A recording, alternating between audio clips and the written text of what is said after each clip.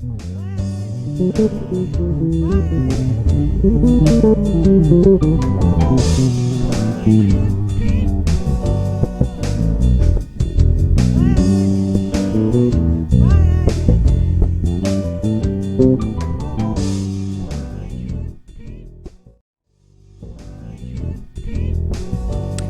guys, how you doing? Danny Stewart here for BassJapanDirect.com with another Naked Sound review coupled with a lesson, and today we're going to be looking at playing fills in odd time signatures, similar to what you just heard over this backing track here, and that will happen shortly after the demonstration section of the lesson about this bass. And today's bass is one of my own rescue basses. This is rescue bass number 22, and it is a Fernandez and Fender Japan hybrid with Dimarzio pickups. So the story behind this one is that actually I don't remember where I got the parts. They've been lying around for a long time, been meaning to do stuff with them, but the body had huge damage to it, massive crater in the back. It used to be black, by the way, and it's a basswood body, and you know, basswood is quite soft, so yeah, it had cratered in the back, and chips and dings all over it, and cracking, peeling, paintwork on the top and stuff, but the actual wood was intact. There's no cracking or splitting of the wood itself. Just, you know, it was just a mess. So I took that, cleaned it up, and sanded it down, buffed it, blah blah blah, primed it, and I put on a coat of this lovely metallic green, which is actually a Toyota car paint. It's a gorgeous color. It's like Sherwood green, basically, or racing green. And then I put a top coat of lacquer on that, maybe 3 coats or something. So it's pretty solid and quite resistant, which is nice.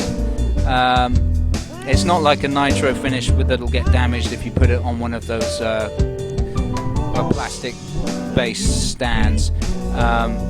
So that's a bonus point. And the neck is a fresher neck.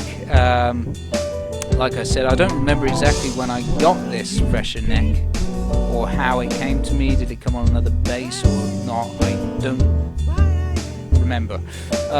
But it's a really nice neck. And it has the original hardware on it and everything, torque adjustable, sleeves on the tuners there. Actually very, very good tuners indeed. And it's a very good neck. It's maple on maple, and there's some beautiful flaming figuring going on there on the fretboard at the top part there, which is beautiful. And this I was doing maintenance on it and greasing the truss rod in hopes that I could get it to tighten up properly further. And as I was doing that, the truss rod slipped out of its anchor here and disappeared inside the neck, and it would come out again. So what I had to do to ensure that doesn't happen again is take off the fretboard partially, re-anchor the truss rod, and put a stopper in there so that doesn't happen again. Now it works perfectly well. It's very, very nice actually.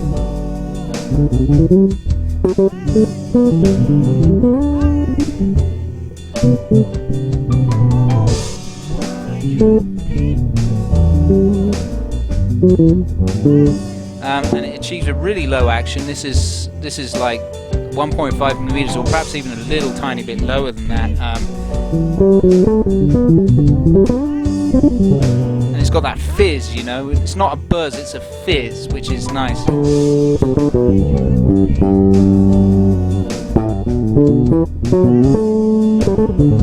When you play very hard.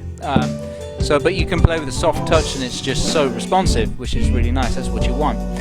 And to get it to play like that, I had to do some fret leveling, but it was pretty healthy anyway. Bone nut there is great. Yeah, I mean, it just plays great, and to make it fit the body, the pocket was a little bit wide in the body, so I had to put in some buffers there before I did that. Before I painted the body, you can barely see it. It looks like it's just a very snug fitting neck, basically.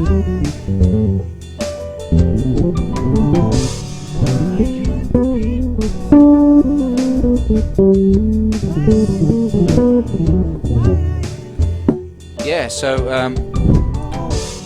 yeah, let's move on and have a listen to it in greater detail. You already heard me playing some fingerstyle on it earlier. Anyway, let's go around that again with the tone down. By the way, I forgot to talk about the pickups and the pickguard here. Pickups are actually Dimarzios, and they were closed cover type, so I veneered them with ash here, and I kind of tried to get to match color wise with the fretboard, so it's got some orangey aspects to it, orangey browns and gold sort of colors going on there.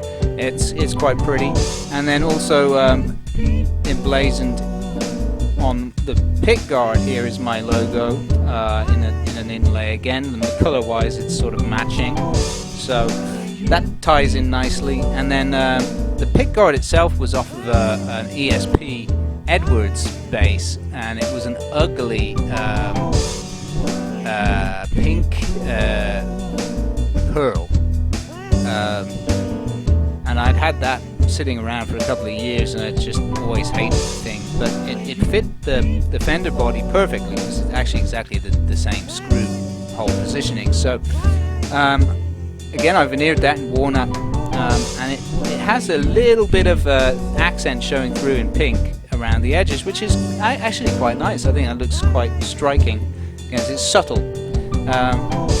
Looks nice. And I've separated the control panel as well. Under here you've got a CTS pots, and the capacitor is Del Ritmo, what is it, oil cap, paper oil cap capacitor, 0.047, and that's got a nice character to it.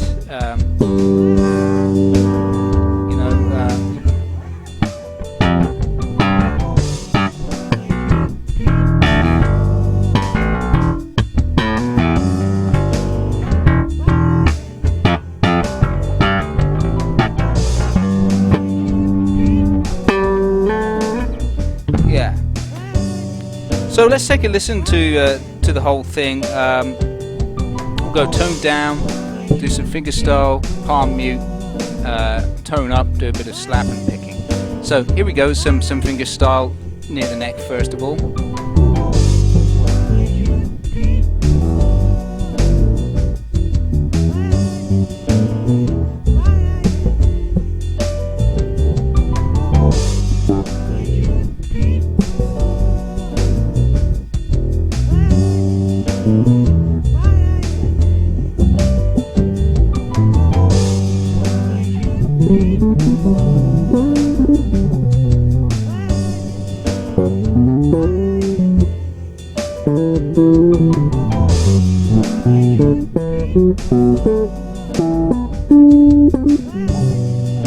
So that's really nice. Let's do some palm mute as well.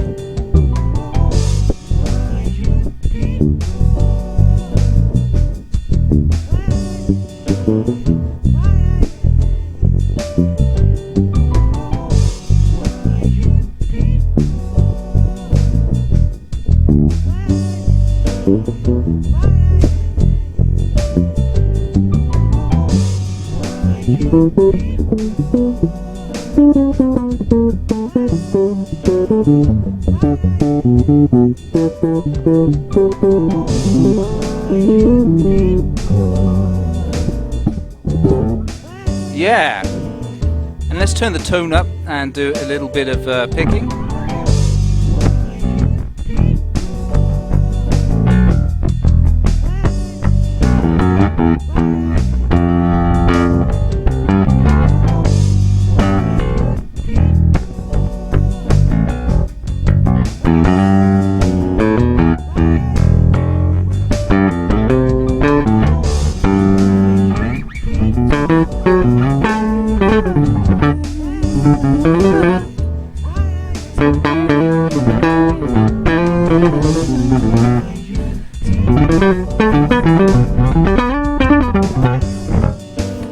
So that's nice and responsive and gritty. Bit of slap.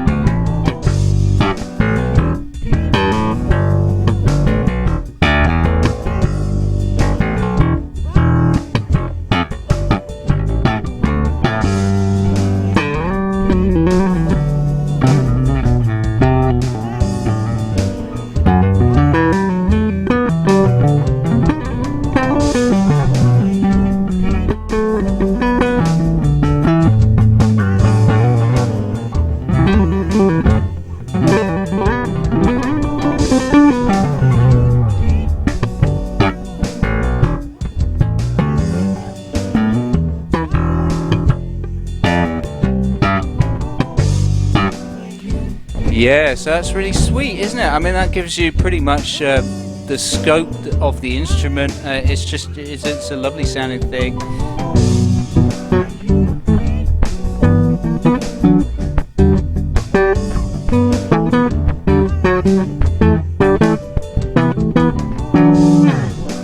Yeah, and just playing some chords there just to demonstrate, you know, how responsive it is up at the top of the neck there.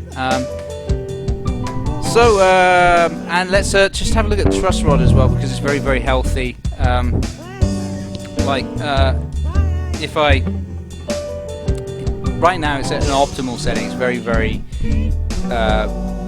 low action, but no buzz, right? But if I tighten the Truss Rod, you're going to get choking. That's actually not too bad, but it's getting a little bit buzzy down in the lower frets, you know. So I'm doing this just to show you that there's a lot of life left in the neck. There you go, buzzing.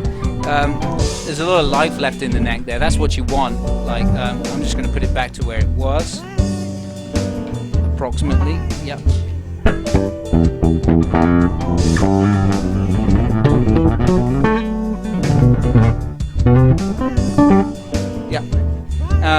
So that means there's a lot of life left in the neck, and that it will stand another 5 years to a decade probably before it might even last forever. Who knows?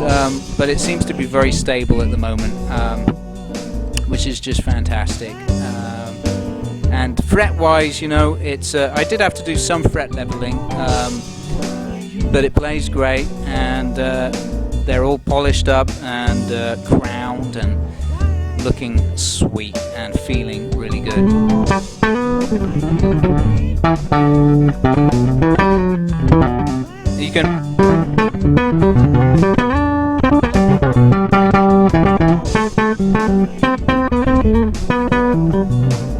You can really dig in, you know.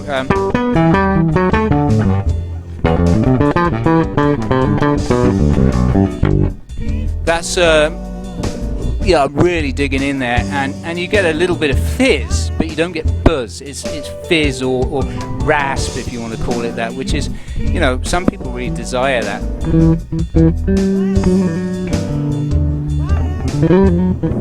So that's it's actually a very nice setup. Anyway, let's move on now to the lesson portion of this.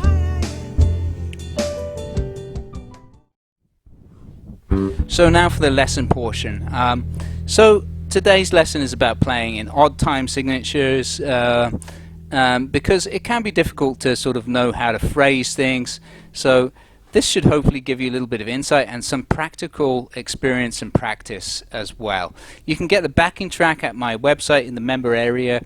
If you're a subscriber already, you will already have had your login and be able to access the materials there. So you'll get the backing track and the PDFs that you can download and print out of the tablature and the notation as well. So here we're in 7. Let's take a listen to it.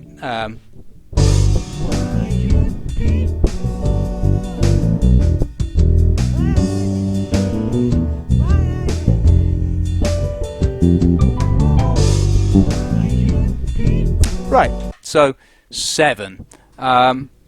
And basically, if you listen to it, you can hear it's divided into a group of 4 and 3. This helps us a little bit to understand our phrasing. 2, 3, 4, 1, 2, 3, 1, 2, 3, 4, 2, 3,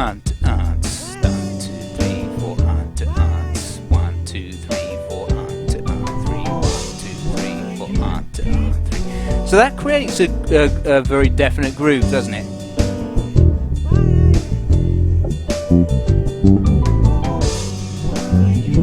So yes, grouping it into 4 and 3, or 3 and 4, or 2 and 5, or 5 and 2, or whatever grouping you want to make, essentially, to make 7. In this case, we're dealing with 4 and 3, which is a kind of very comfortable way of doing 7, I think. It sounds quite natural. It doesn't really sound like an odd time signature, because we are already used to hearing 4 and we are already used to hearing 3.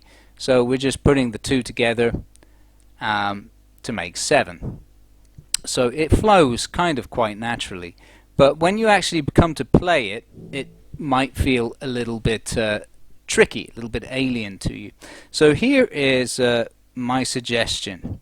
In this lesson, we are going to learn about playing rhythmic unison with other instruments, and also mirroring the phrase of another instrument. It doesn't mean mirroring it exactly note-wise, but rhythmically we're going to mirror it. And by mirror it means not playing in unison, but playing the phrase, the same rhythm, somewhere afterwards. So first of all, though, we're going to listen and we're going to identify what is happening with the piano, because that is something that you can listen to and play off. And I would say I'm going to suggest we learn a rhythmic unison with the piano. So let's just listen again. There's already a double bass in this track.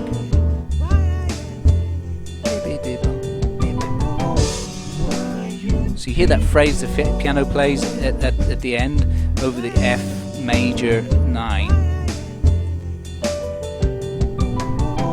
Right? So that's a good rhythm to put in the bass line as a fill.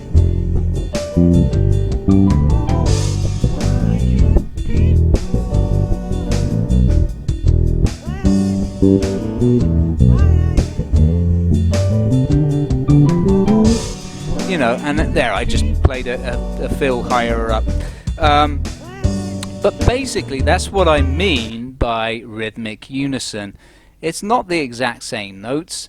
It's playing notes which are in the key and are prescient to the chord that is being played. It's all relevant stuff, and that's why it sounds correct and sounds tasteful.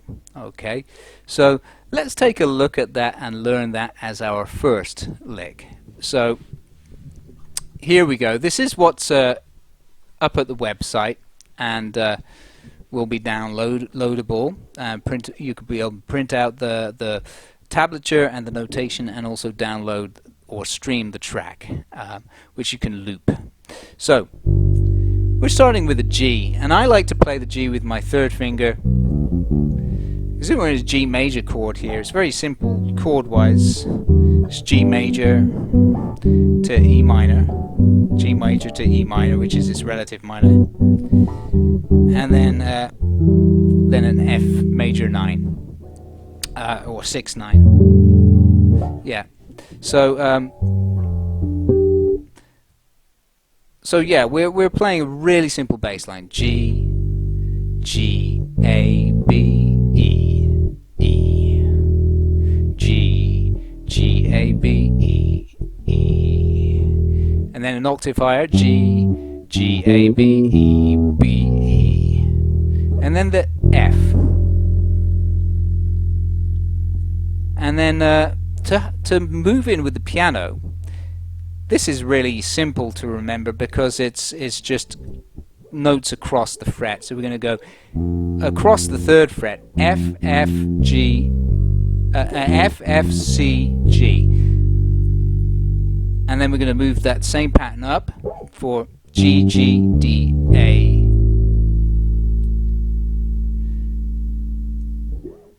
And then return. So I'll just play that very, very slowly for you one time.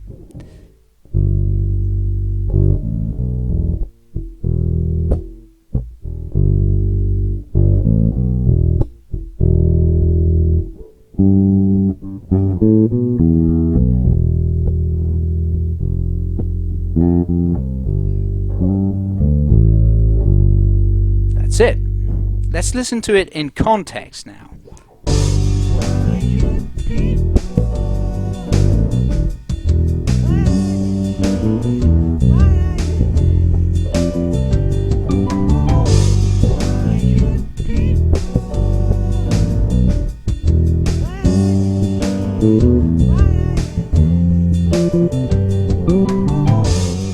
So, and then the last time I played it an octave higher, right?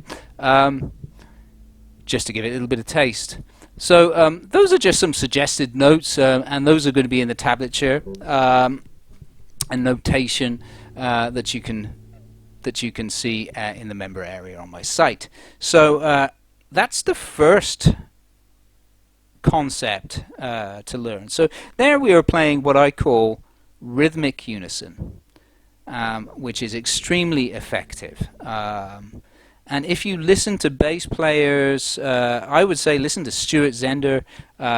His playing on Jamiroquai's first 2 albums, especially the second one, actually, Return of the Space Cowboy, is phenomenal for that kind of stuff. He does a lot of rhythmic unison with the voice, as well as other instruments too. And it is killer. It's not complicated. It's just extremely tasteful. Extremely tasteful. And is why, you know, he's one of my favorite bass players in that genre. And yeah, it's a shame he's not so well recognized anymore. He deserves a lot more recognition as a bassist than he's had since his split from Jamiroquai. But there you go. I thoroughly recommend listening to some of his work because he does a lot of that, and it's really tasteful.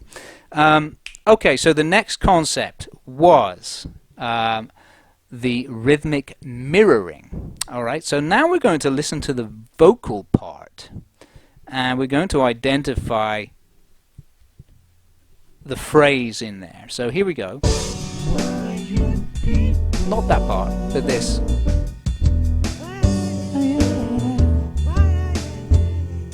You hear that?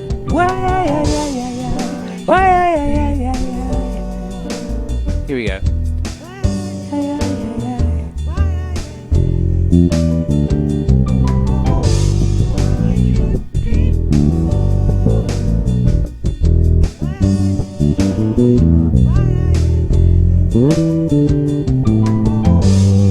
So there I was creating a fill that just mirrored that vocal phrase rhythmically. It wasn't the exact notes,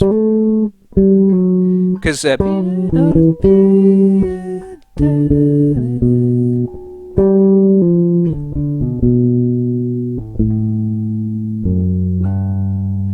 yeah, it wasn't the exact notes because by that point it's changed key. The exact notes were in G, and by that point we've changed to F. So we're gonna change the notes a little. But anyway, you get the idea, right? So one more time, let's listen to that.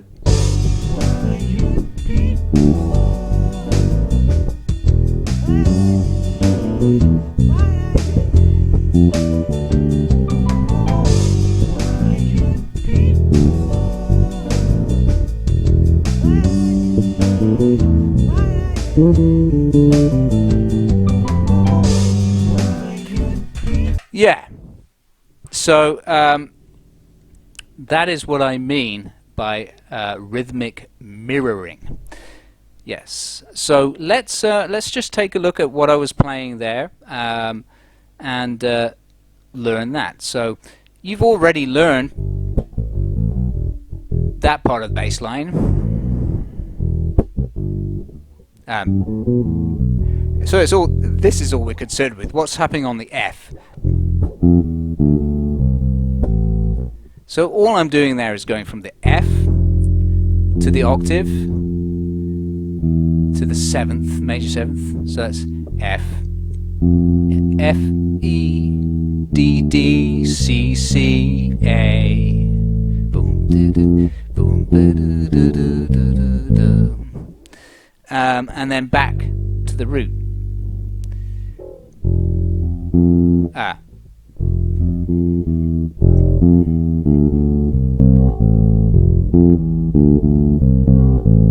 And then I did it on the second time round. I did it an octave higher.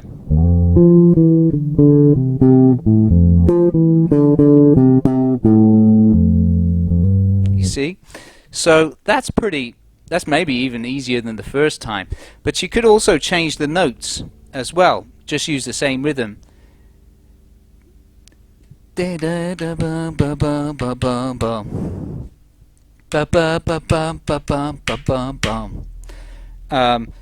And just put some other notes over it. For example,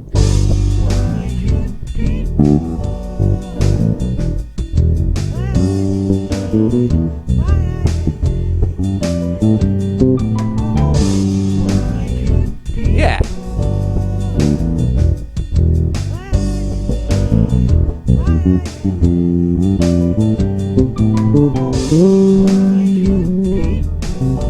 Yeah, so, you know, I just put in some other notes there. Instead of going from the root, I went from the ninth. So from G to F, A, G, C, A, D. Boom, boom, boom, boom, boom, boom, boom, boom.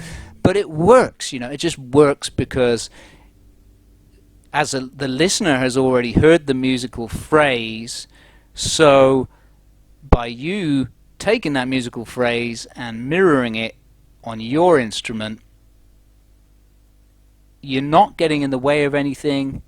You're making something that ties in, but it adds, you know, if the bass didn't do that, it wouldn't sound so interesting. So, and the point of fills is to create a little bit of interest and drive it maybe forward to the next stage. It might be a key change, or it might be going to the bridge or something, or it might be for the soloist to kind of step it up a little bit, you know, or bring it to a peak. So, but one thing I would say, you must use taste with fills. You do not want to be playing over people and getting in the way. It's not a solo, of course, you know that. It must be musical, it must be tasteful. You know, otherwise other band members are probably gonna glare at you. You're gonna get some icy stares. So you might not get asked to play the gig again. So yeah, exercise. What I'm saying is exercise taste, and also, you know, don't overdo it. Maybe I would say put a fill every perhaps 8 bars. You know, for the lesson here, I've been doing it almost every time because the lesson is about fills. But if I was playing in a real live situation, I wouldn't be doing fills that often. You know, just when I feel there is need for it, especially when we're changing up a gear, or like I said, we're going to another section of the song. Then it helps to push it along, drive it along. So that's what you know. That's it. That's the lesson portion done. That's everything done basically. And I'll just reiterate that you can download the backing track at my website. You can download the PDF tablature and notation as well. It's got suggestions for left-hand fingering. I'm not a stickler for left-hand fingering, but I would say follow the suggestions, because I use fingerings for a reason. You know, some people ask me, why don't you follow the one finger per fret rule? You know, where you play like that, and you should play your arpeggio like this. Well, you know, that's for another day. But basically, I don't follow that. Well, I do follow it when it's relevant. But for other purposes, I use different fingerings, and we'll go into that another time. So that's it for today. And you know, those of you who are subscribers and have got the backing tracks and tabs, feel free, if you want to, post a video on my. You can post a video to YouTube, or you can post it on my my artist page in Facebook, which I've given the link to below. You can post your video of yourself and your own ideas for fills, or how your practice is coming along, or whatever, you know. Feel free, but the only criteria is that you must be posting stuff that is relevant to my teaching videos, that is using material from my teaching videos and from the website. No self promotion is what I'm saying. You know, it's for learning. It's for learning. It's not for self promotion. So please go ahead and do that, and you know, I'll share your video. I'll offer feedback if feedback is due, or you know. I'm a professional bass player, but you know, it doesn't mean that I know everything. I'm still learning a lot, you know. So yeah, but I can give you my 2 cents if you post something there. You know, I'd be very, very happy to help out. There's a lot of time now as well during this coronavirus period. So yeah, let's get shedding together and enjoy making music and inspiring each other, hopefully. So see you again. Cheers. I just want to say a quick thank you for listening and watching another one of my videos. I hope you enjoyed the review and the lesson content. If the lesson content is very useful to you and inspirational, you can find much more and tablatures and backing tracks and notation at my website member area linked below.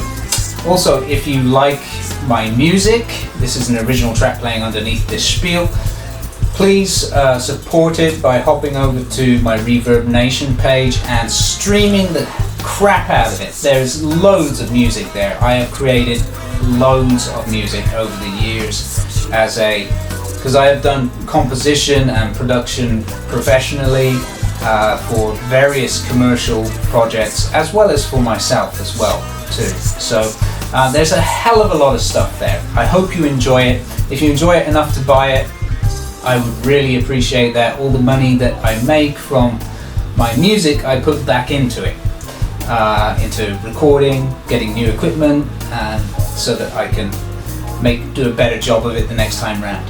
I'm hoping to raise enough money to actually hire a shit hot studio, you know. That would be nice. Hint hint. No, but seriously, thank you everybody for following what I do. I'm very lucky to be able to do this, and I wish you all well in this difficult time, and hope you stay healthy and safe.